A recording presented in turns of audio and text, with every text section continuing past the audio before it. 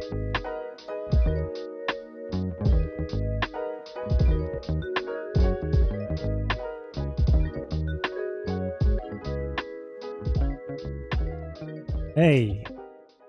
Hey, man. Hello and welcome to the Playing Arts Podcast, where we put the spotlight on artists in our community. I'm your host, Andy Needham, aka I'm Called Andy, and the creator of the Six of Hearts in the Playing Arts Crypto Edition. Joining me this week is Jason Naylor, an award-winning artist, muralist, and author based in Brooklyn, New York. Jason also created the Ace of Spades in the Playing Arts Crypto Edition. We have a phrase around here which goes, "We like the art." Well, in the case of Jason's work, we should probably rephrase that and say, "We love the art," because Jason, as you may be aware, has a very thematic body of work, which has a specific mission to promote positivity, kindness, and to spread love. In this episode, we'll get into Jason's background, his mission, and the themes of his work, as well as break down his card and the Easter eggs to discover within. There's also good news for Ace of Spades holders as we discuss his next project. So it's my pleasure to welcome Jason to the show. Let's go. Thanks, Andy. Holy shit, that was such a good intro. Thanks, man. No worries, my friend. Let's talk a bit about you and get to know you, a bit about your background, and obviously I can see your awesome studio in the background there. So, you know, anything you want to speak to around there, that's cool. Yeah, right on. Well, welcome to the window into Brooklyn. This is my studio. We are in Brooklyn, New York. For anybody who's in New York, this is right across from the Navy Yard. And my studio was like a godsend that fell into my lap. I had this like very grungy, what you'd expect art studio space that was like shared with a bunch of other artists. And it was like the kind where there's like a cubicle for each artist, you know, like 10 by 10 cubicle. And long story short, I was in that space for a couple of years, and I went in one day and the pipe above my space had broken, and it was a sewer pipe. So there was literally shit like that had drained out onto the floor of my space. And so then I was like, all right, I'm getting my own space. Like, this is it, you know, that's final straw. And I went out looking for new spaces, and I came and saw this one. And I wish you could see the whole thing. There's like big wall of windows, and there's all this beautiful light. And I walked into the space and I was like, this is it. I've been here for 3 years. Wow. That's yeah. I mean, it took literally like piles of excrement to be to make you move from that cubicle, though, you know. Yeah. So I grew up and got my own space. Yeah. And this is just all your own, right? Yeah. So this is all my own space. You can see in the back, I've got some of my paintings. And that Joy painting that's back there is the one that you used on that flyer, Andy. So there's that painting. And it's for sale too. It's not on the blockchain. It's for sale in real life. Yeah. The in real life art that we'll discover as we check out your work as well. I wanted to just quickly, you know, ask if, you know, we know that the world's been going through something, COVID, and has it had an impact on your work? Because you take commissions, and, you know, they're in sometimes like offices or whatever. Has it impacted you in any way? And have you know, have you managed it? Yeah. I mean, I think COVID has, you know, taken its toll on everyone to some degree or another. And I was really fortunate last year. Like, a lot of my clients fell off. I do a lot of commercial work. I have a lot of clients, and a lot of my clients kind of disappeared, you know, as though it was like, we don't want to spend any money on art or murals right now, so let's just put it all on hold, which to me was like, canceled, no more money. You know, so I kind of like, you know, dried up pretty quickly. But the good thing that kind of evolved for me was, because I paint murals, like a big portion of my body of work is murals. There were a lot of opportunities that arose during the pandemic, and it was all like, you know, positive message kind of murals that like hospitals wanted. And it all started with this one mural that I painted on a wall in Brooklyn that one of my walls, and I painted the word hope. And I put it was like very rainbow and very colorful. And the idea was, there were not many people out on the street, but for those who were out on the street, it was like, and it was right by a subway stop. So it was like, for the people who are out getting on the subway and going somewhere, here's a little bit of hope and this colorful message. And then, shortly after that, somebody saw it on Instagram, and I got a call from the Atlantic Center Mall, which is downtown Brooklyn. And they said, we love the Hope mural. We want to put one on the mall. And so then they brought me in to do the facade of the mall, which is massive 3-story building. Wow. And I did another Hope mural on the outside of the mall. And then it kind of started to spiral. So I started doing all these Hope murals. And mind you, not many of them came with a budget. Most of them, it was like, we don't have any money, but we'd love one, And I was like, well, I don't really have much to do, so I'll come paint one. And it kind of worked out. And I always believe in doing work that feels like an opportunity, not when someone says, we're going to give you exposure. That's bullshit. But when I look at the wall or I look at the location and I think, like, there's hundreds of people that pass this every hour, like, I'm going to paint on this spot because I know it's going to circle back. And so now this year, thankfully, I've had several clients who have appeared that have been like, we love the Hope stuff that you did during the pandemic. And, now we want to do this other project. And so it paid off, and I'm so glad I did it. But very long answer to your question. I actually kept super busy during the pandemic. Oh, that's fantastic. And I was thinking, if anything, like, these messages of positivity that you're kind of spreading is just obviously like, people are getting through that, and kind of seeing them, and it's just giving people a lift and stuff. So yeah, that's just awesome, dude. And you've even got like a book as well, right? You've written a book. Yeah. So I have a book. I worked on it for several years. It's published by Chronicle Books, and it came out this year in February. Like, we were still deep in the pandemic, and it was super exciting. I mean, the book is all about color and creativity, and the book is basically just like a list of ideas of shit you can do to help boost your own energy and boost your own creativity, and it's all through the lens of color. And the book, I was super hyped to launch it, but because of the pandemic, I couldn't do a book tour, I couldn't do book signings. Yeah. So it kind of like went into the abyss, and then oddly, this was in February. Like, February was right around the time when I started getting on NFT platforms. So like I dropped my book, and then I was like, wow, there's this NFT thing happening. And like, I dove like headfirst into the NFT stuff. And now we're here, basically. Now we're here. Yeah. And, you have a very kind of specific kind of mission to your work, right? And yes. Do you want to kind of talk about that for a bit? Yeah, for sure. So, and I'm glad you brought it up. My work is very mission oriented, and it's pretty simple. The mission that I'm on is to spread positivity and kindness and love as far and wide as I possibly can. And conveniently for me, I love to use color. I think color is a great tool, and it really reinforces the messages that I'm trying to share, And so, like, as we're flipping through my site, you can see that I love the word love. And when I use the word love, it's not about romance. It's not about my girlfriend. It's about love for humanity. It's about love for self. It's about love for your neighbor. And so I use color to reinforce that, like, I think the world is a pretty dark place, generally speaking. And I think that we're pretty devoid of color and of energy and positivity, especially in like graphics and like marketing. Like, you walk in a grocery store and the only colorful thing that you can find is really designated for children. And so what I want to do with my work and with my mission is bring color, bring energy, and bring positivity to all people, not just kids, but like to adults and to everyone.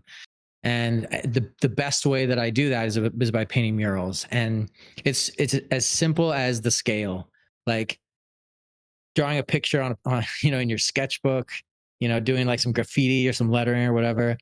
That never does anything for me compared to painting like a 2-story building, and it's the only element that changes is the scale. And I love large scale. So anytime, like as big as I can go, then anytime someone's like, we've got a wall, come paint this wall, I'm like 100% yes, that is my canvas. Yes, absolutely. Wow. The client list is pretty huge as well. Just having a quick look here. I mean, I wanted to talk about your process here because I noticed you're kind of using an iPad here. Is that just to kind of plan out the work? And how do you, how do you get from,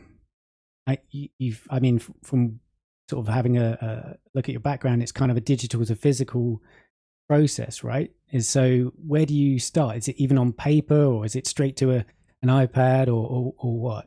Let's really kind of like delve into your process. Yeah, man. So, I mean, my background is in graphic design. I went to college, to school to study graphic design. And I actually started out the first 5 years of my career. I worked as a graphic designer for a company called Mac Cosmetics, and it's a makeup company. If if you're into that, it was cool, and at the time I thought it was the best job in the world. And like, I was getting paid to like design all this shit for this company. And very quickly, like over those 5 years, it evolved into me feeling like I was putting all my time and love and like energy and my soul into making somebody else look good, in so many words. And I started to struggle with the fact that I wasn't putting my name on the work. It wasn't my own work. And it was all work that it was designated for marketing purposes for this company. So I quit my job and I started doing art and design and illustration full time. But at the same time, I was like, I was always interested in graffiti, and like, I was always into using my hands. Even as a graphic designer, I would do things like smear makeup all over a piece of paper and like write in it with my finger and take photos of that and like use those things in my designs. I have a very hands-on approach to my process. And so I was always doing this kind of painting and like spray painting and then graphic design. And so when I quit my job full time, I dove further into using my hands, basically trying to get my hands dirty. Like, how can I create getting my hands dirty? And for a while, I didn't really use the computer. I just would do sketchbook and then paint. And it was either like a canvas or, a wall. And over the years, so I've been a freelance artist for 10 years. Over the 10 years, I've gotten more and more and bigger walls and canvases. And my workload has evolved into doing mural work. So as time evolved, I realized that like I needed, first of all, I was kind of missing the digital component of the process, and I needed a way to plan out what I was doing. Like when you go to paint on a canvas in your studio, it's like you can visualize and you can paint, right? But when you go to paint a 10-foot wall, you can't just like pick up your brush or your can and start painting on the wall. You got to have a plan. And so that all kind of happened right as the iPad came out, so this is like 5 or 6 years ago or whatever. Or I should say the iPad Pro with Apple Pencil. Right. And I just adopted that into my workload because it became this tool very quickly that I could use to plan out what I was going to paint and like send it to the client. Or if there was no client, I could plan it out and connect it to my projector and then project onto the wall. Okay. So the way my process works is I will begin the idea in my sketchbook just with writing. And my sketchbook is more like a journal. Like I don't draw a lot of pictures. There's like doodles and there's just writing, and I'll draw like a diagram and like I'll write out, the plans for what I want to do. But I don't actually make the art in the sketchbook. And then once I'm ready to make the art, I'll move to the iPad. I begin working in color and I just use Procreate and start designing. I'll start like actually planning out exactly like what the design is going to look like and what the colors are and everything. And then from there, I will go either project or grid onto a wall and I'll paint the piece. So my process kind of goes from analog to digital back to analog. Okay. Wow. Yeah. It's pretty spread out, pretty involved. And I noticed as well, like, I just want to pick up on something there. Like you were saying that when you were doing this client work, you never got to put your signature on the piece, or it didn't feel like you. Or I wonder if you still there, Jason?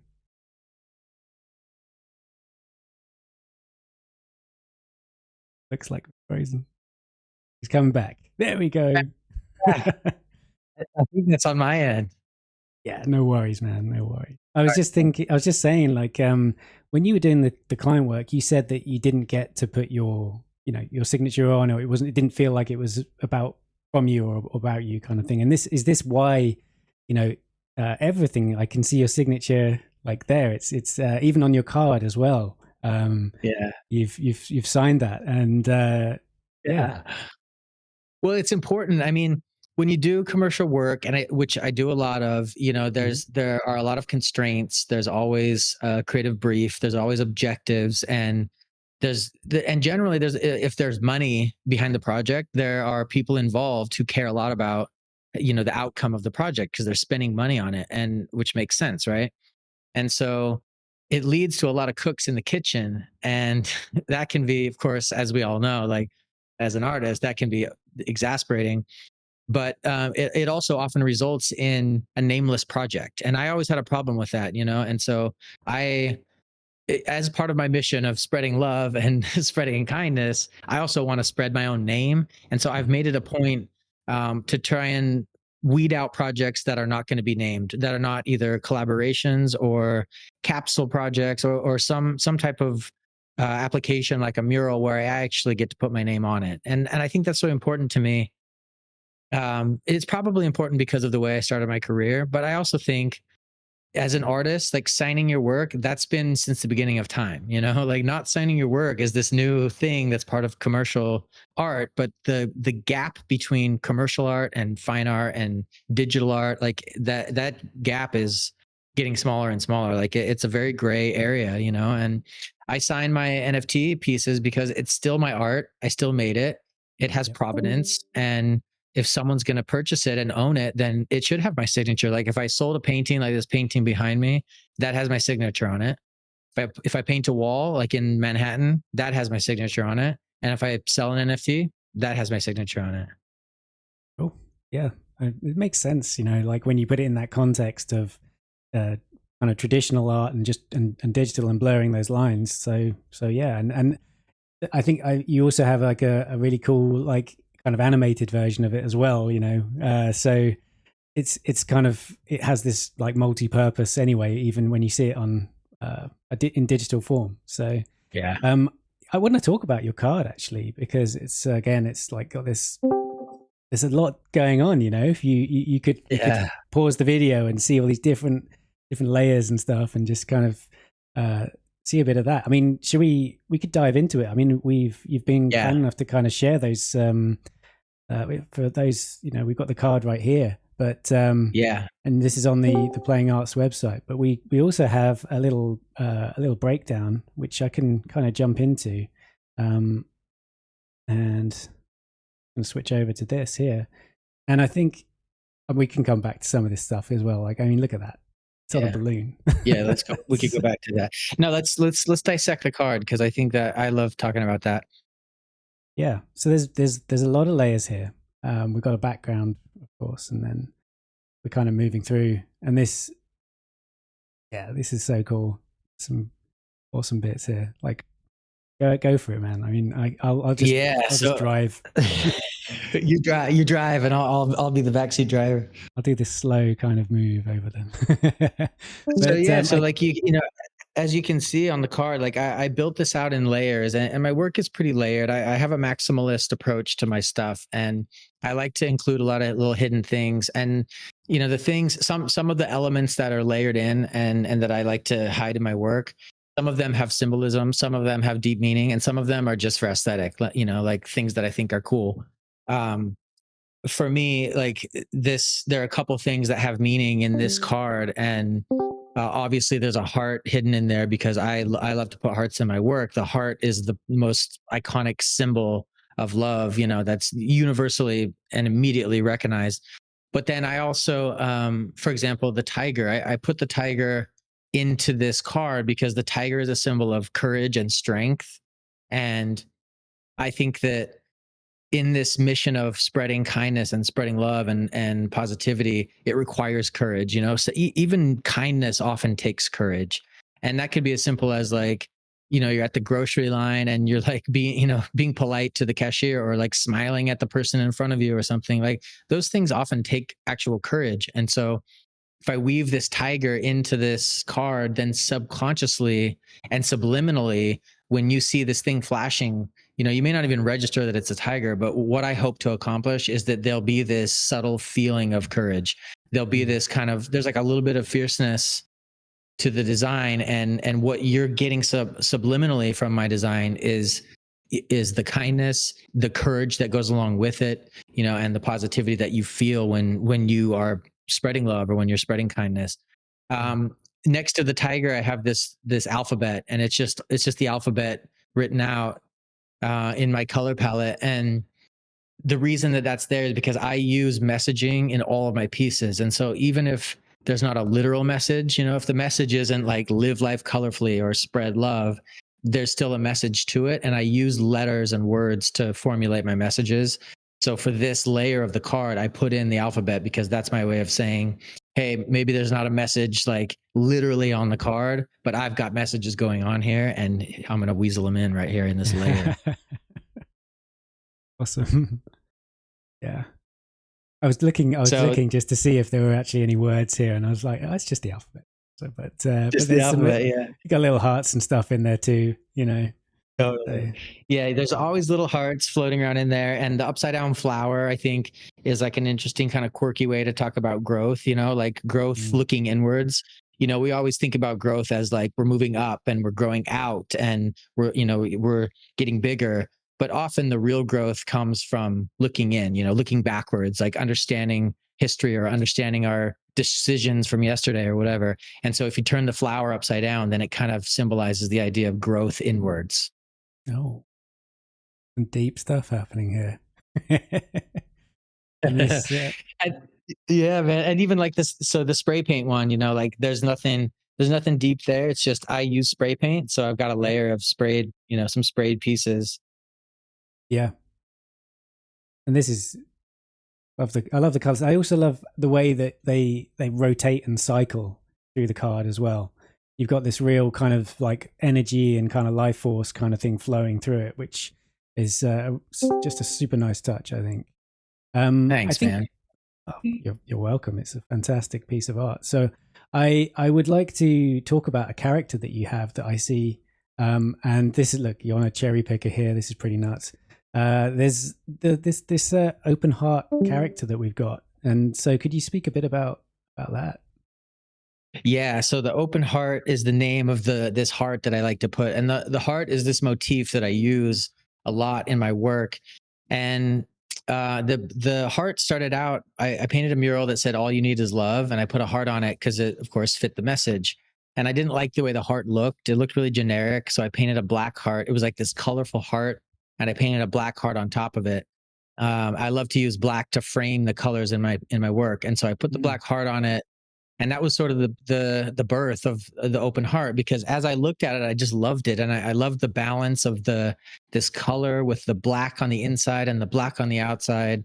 And it made the colors pop. And then the more that I thought about it, like this is years ago, but over the years, the more that I've thought about this heart that I originally stumbled upon, is that the concept of the open heart is actually so meaningful to me and the work that I'm trying to do. And basically it can be broken down, like if you have an open heart, then what does that mean? Like if you have an open heart, you hear this term like open your heart or have an open heart. And what that means is that you're welcoming, you're available, and you're open to like meeting new people, to hearing new things. You might be open to a new friendship or a new relationship. You might be open to a new project. You might learn something, you might grow. And it all is based on opening up your heart. And so I've really gravitated towards this concept that's attached to the motif of the open heart. And I've leaned into this character, open heart, as a motif that I use regularly in my work.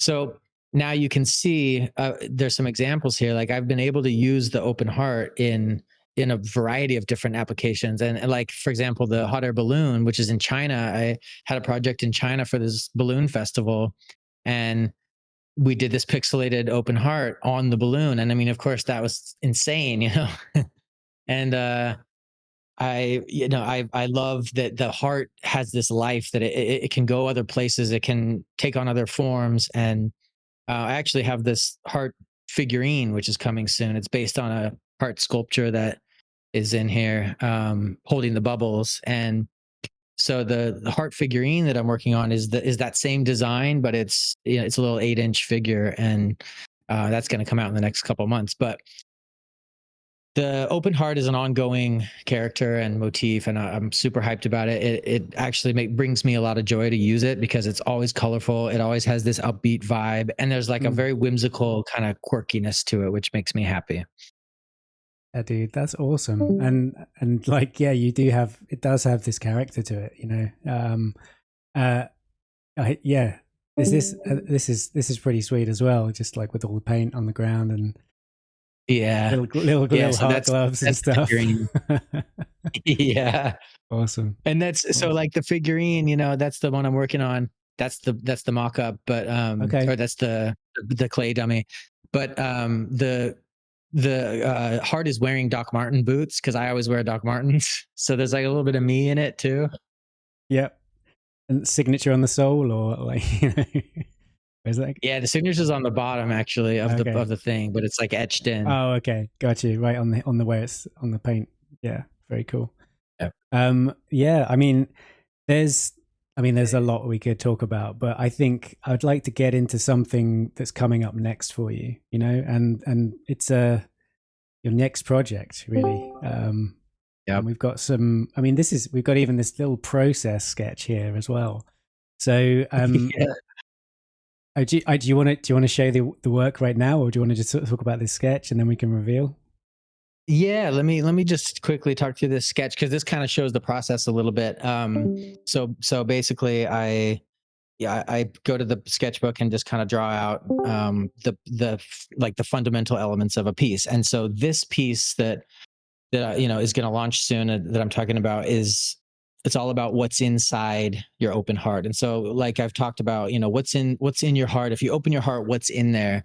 And I've been working on this idea of like, if you actually cut open the heart, not in like a science class dissection kind of way, but if you conceptually like sliced open the heart, what is in that heart? And if you have an open heart, it should be bursting with like something should be like flying out of it. And so the piece that I'm working on is basically a dissection of the heart, and it has different elements that will swap out. And I'm super excited. This is my first generative piece. So it's going to be my Genesis generative piece, and all of the art will be generated on chain at the time of mint. And so all of these pieces that are broken up in this little dissection will be able to swap out, and it will randomize and construct a piece of art. So with that, Andy, let's look at some of the things. Yeah. So these are obviously the examples of all the pieces that live together in this dissected heart. And when it's generated on mint, each piece will be unique. There will be 150 pieces. And this is for my Ace of Spades holders. So for all of you who hold an Ace of Spades, this is for you. And so there'll be 150 of them. And you can kind of see what the art looks like in the way that I've designed all the attributes, but the whole thing will be randomized so that you might get a tiger and the graffiti bit, and you might get the clouds. Like everything is going to change. And so it'll be its own random piece, but it'll have this vibe. I'm super hyped about it. I know. And so these that we're looking at won't exist because they're going to be generated like at the time, right? So these are just an example, but you're not going to get these. Well, not likely to, right? So not likely, yeah. No. So the art is all completed and kind of ready to go. Yep. And that's awesome news that the Ace of Spades holders will get kind of a little heads up on and pre-mint kind of thing. So yeah, that's really, really cool. I think these look gorgeous. There's so much to it, so many levels of detail. And how long has this been, how long have you been kind of crafting this one for? So I've been working on this for about a month. Obviously the art takes time, but I have a partner on this that's helping me with the other side of things. I'm doing the art and the designs, of course, and then my partner will handle the other end.